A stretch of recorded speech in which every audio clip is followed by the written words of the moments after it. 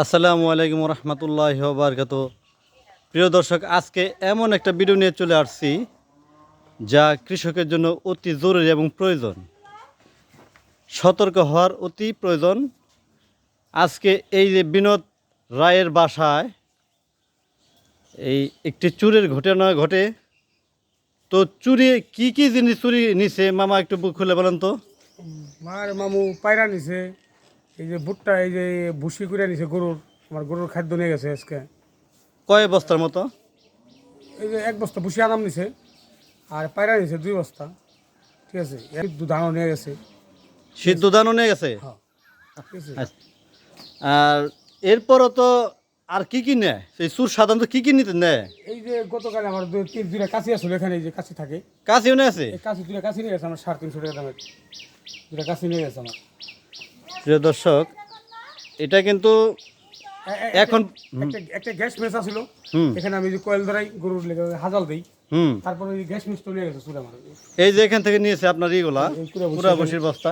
এখানে অলরেডি এখনো কিছু আছে, পরে সকাল মনে আনা হয়েছে। হ্যাঁ, কিন্তু এই গরুগুলো কিন্তু রাখি গরু। এই রাখি গরুর জন্য অবশ্যই কুড়া বসি দরকার, প্রয়োজনও ওদের খাদ্য সামগ্রী দরকার। তাই এখানে জমা করে রাখে, কিন্তু চুরের তো এটা সহ্য হচ্ছে না। নিয়ে হয়তো তার গরুকে খাওয়াবে, নাই তো বিক্রি করবে।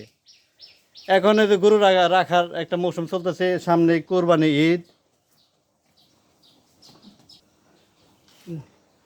পাট, সর্ষে, ধান, এইসব জিনিস বাইরে কেউ রাখবেন না। বাইরে রাখলে এই অবস্থা হইব, এই বিনোদের মধ্যে কাজ হইব। হুম বুঝছেন? নিয়ে চলে যাবো। আপনিও তো কৃষক, তো আপনার কি কোনো সময় কিছু হারাইছে? আমার হারাইছে 3 মাস আগে একটা মোটর।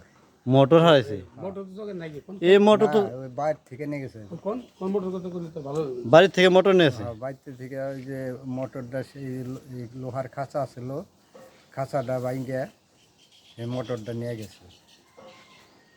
আসলে কি, এই চোর হতে আপনারা সবসময় সচেতন থাকবেন। এরা কখন কোনটা চুরি করবে বলে আসবে না।